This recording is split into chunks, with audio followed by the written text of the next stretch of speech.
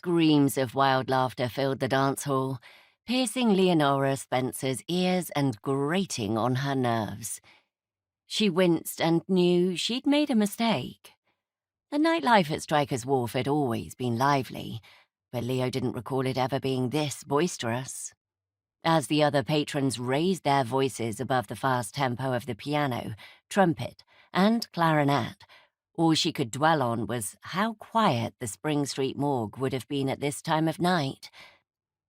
Leo worked there as an assistant to her uncle, a city coroner, and in fact, an evening in the morgue's office appealed vastly more to her than the popular dance club on the Lambeth wharves.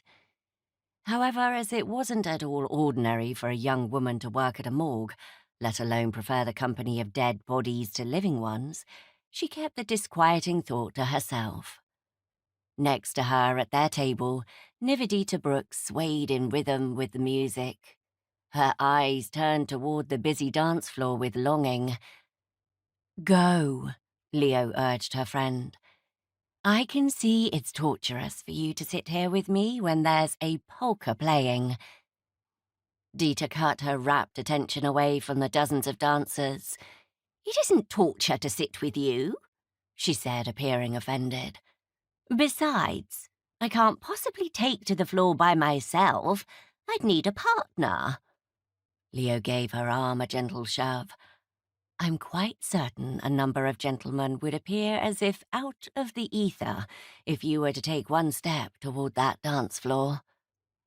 Thanks to a handful of favourable articles in the Illustrated London News, the club was packed with a surfeit of men, many of them from the upper classes.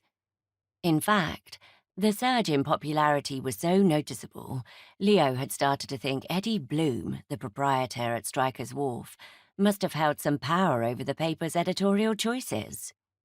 As the head of a criminal gang operating out of this area, his influence over the newspaper wouldn't have been out of the realm of possibility.